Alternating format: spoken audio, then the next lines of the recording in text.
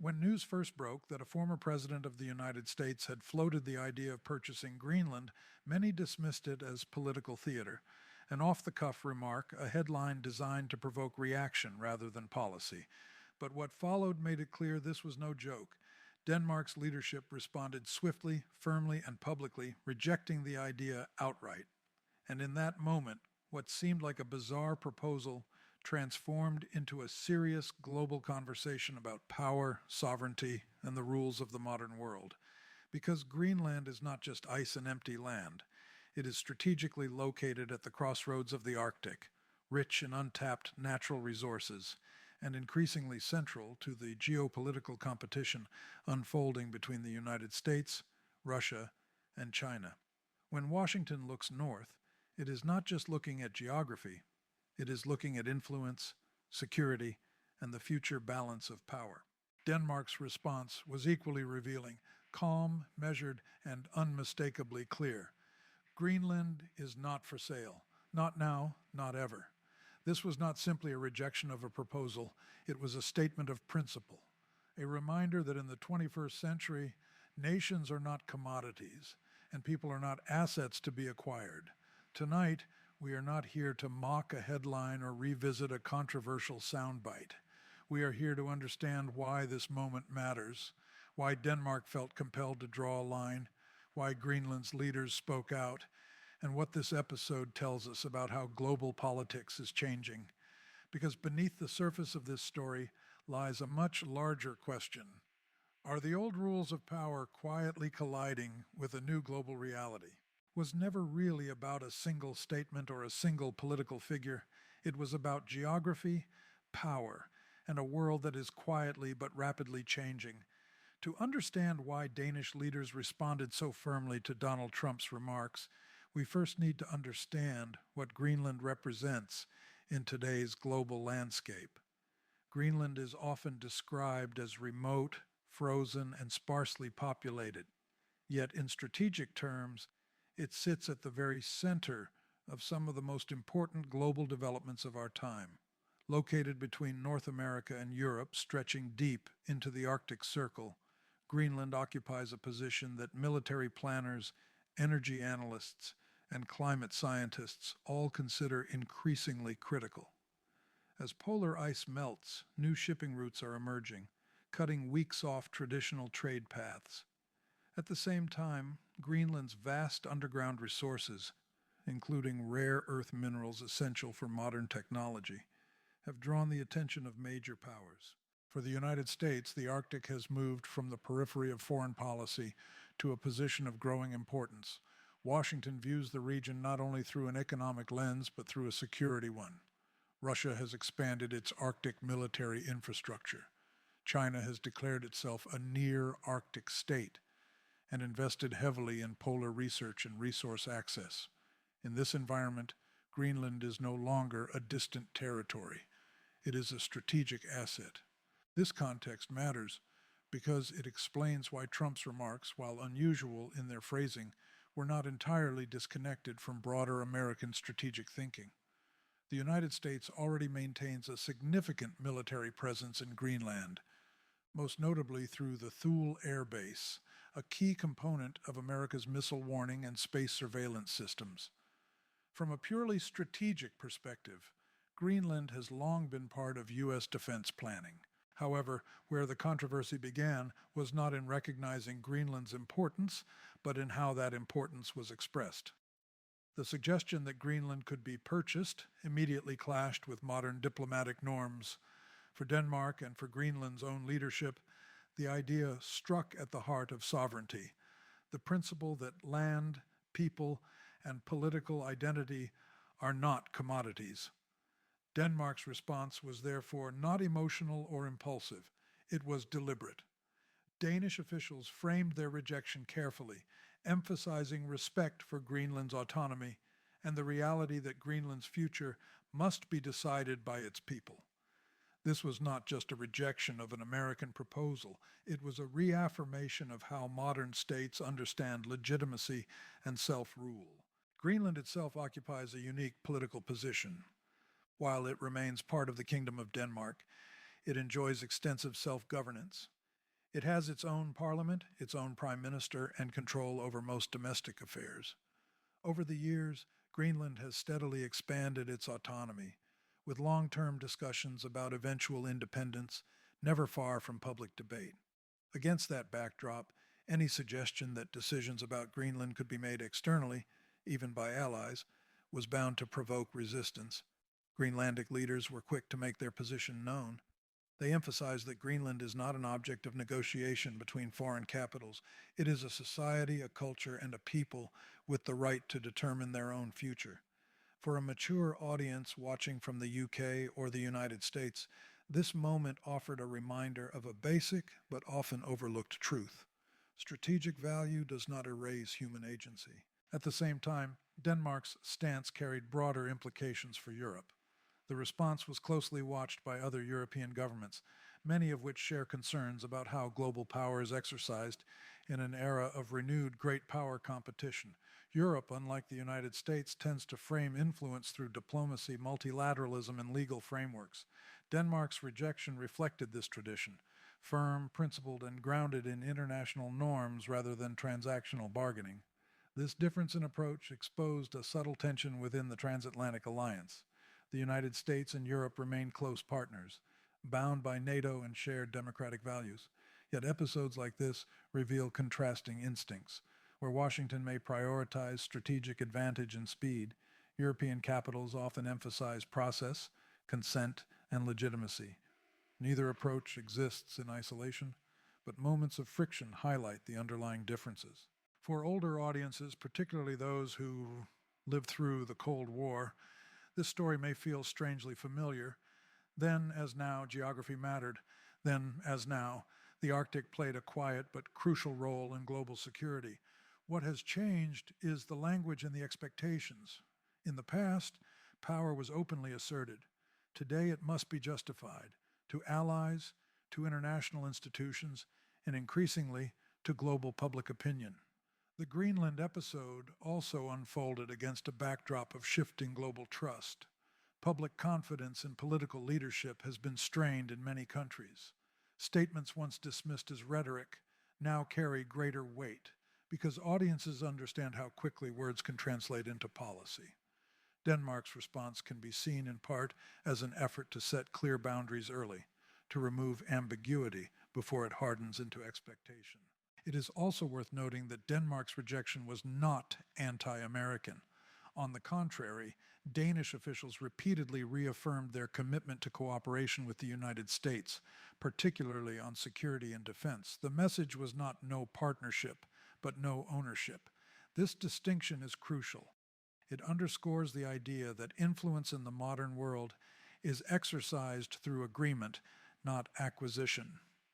As this story developed, it became clear that Greenland itself was gaining a louder voice on the international stage.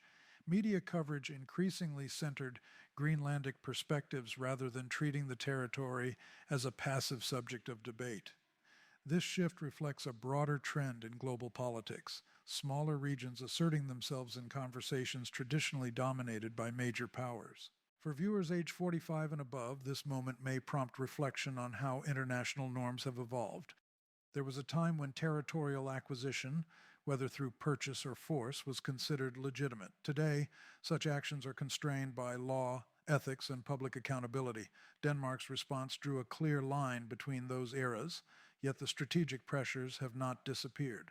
Climate change continues to transform the Arctic faster than almost any other region on Earth. As ice recedes, interest will only intensify. Greenland will remain central to discussions about security, resources, and environmental responsibility. The question is not whether global powers will engage with Greenland, they already do, but how that engagement will be conducted. This is why the Danish refutation resonated far beyond Copenhagen.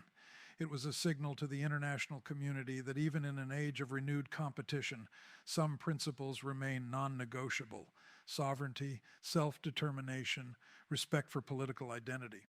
As we pause here, it is worth asking, was this incident an anomaly or a preview of future tensions in the Arctic?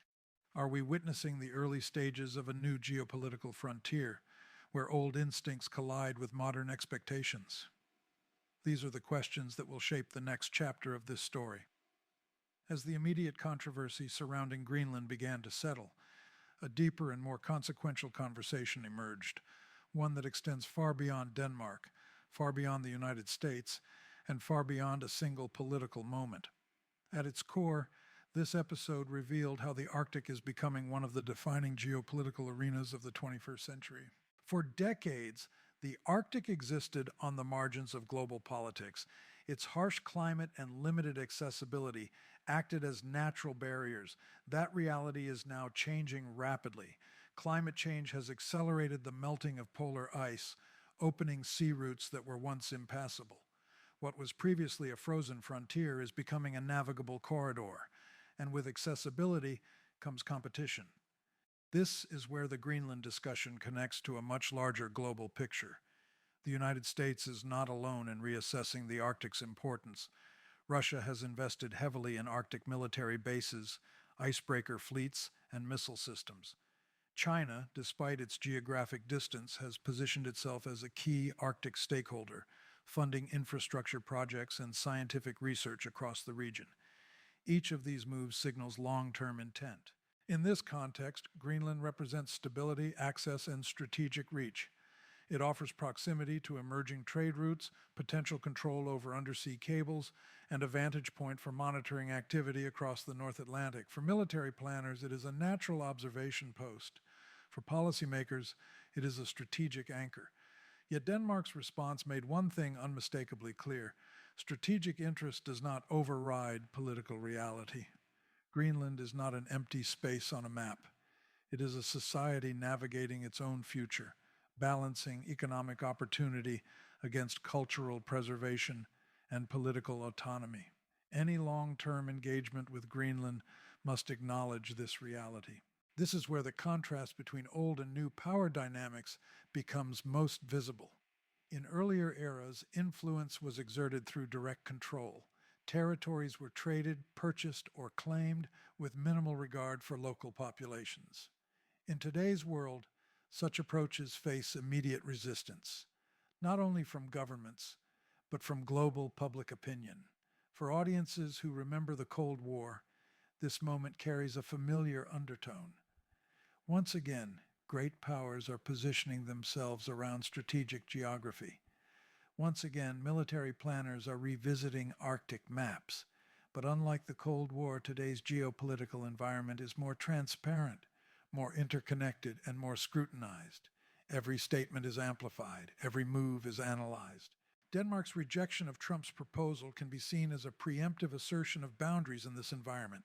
By responding clearly and publicly, Danish leaders removed any ambiguity about Greenland's status.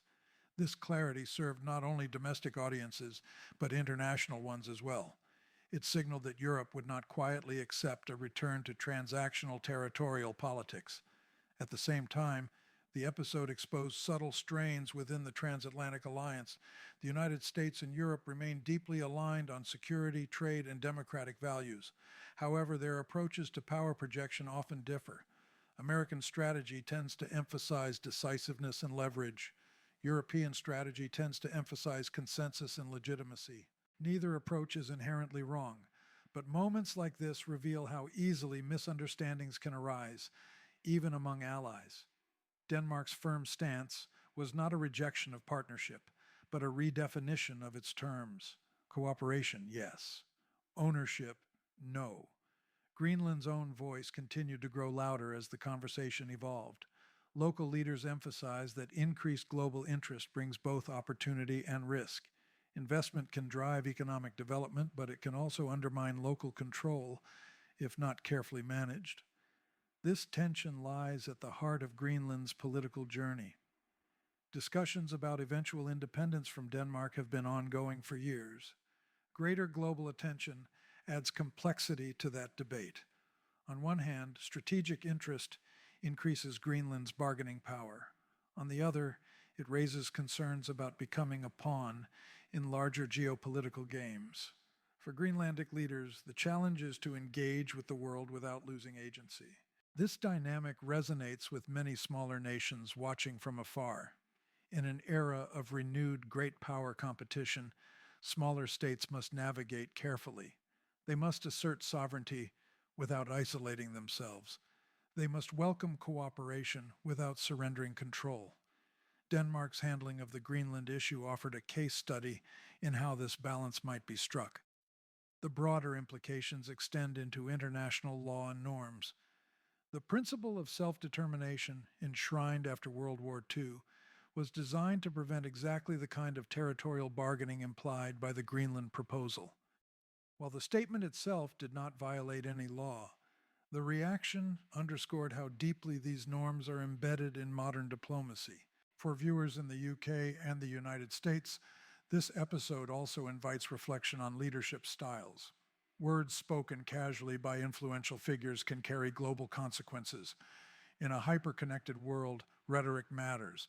Denmark's swift response demonstrated an understanding of this reality, that silence can be interpreted as consent and ambiguity can become expectation.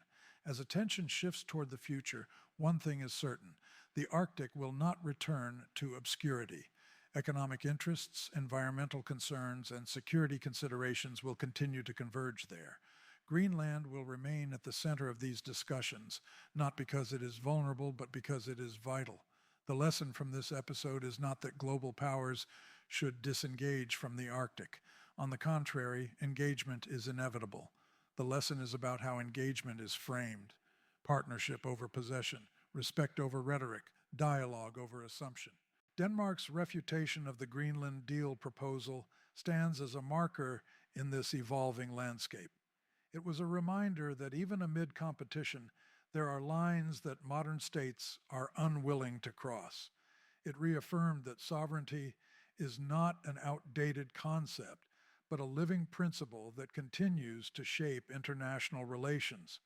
As we look ahead, the question is not whether similar tensions will arise. They will. The question is how they will be handled. Will future disputes be managed through diplomacy and law, or through pressure and leverage? The answer will define not only the future of the Arctic, but the credibility of the global order itself. In the end, the Greenland episode was not about land changing hands. It was about ideas colliding, old instincts meeting new realities. It was about a world testing its own rules, and a small but resolute voice reminding everyone that those rules still matter. For a generation that has witnessed the rise and fall of geopolitical eras, this moment offers a familiar yet sobering insight. Power endures, competition persists, but principles, when defended, still have the ability to shape outcomes. And in the frozen north, where the stakes are rising, those principles may matter more than ever. As we reflect on Greenland's story, one thing is clear: the world is changing, and so are the rules of power. Sovereignty, principle, and respect for people still matter, even when superpowers weigh in. Denmark's firm stance reminds us that influence cannot replace integrity, and dialogue cannot be ignored. What happens in the Arctic today will shape the global order tomorrow. Now, we want to hear from you. Do you think Greenland should remain fully autonomous, or should global powers have a greater say? Share your thoughts in the comments. Your voice matters as much as any headline.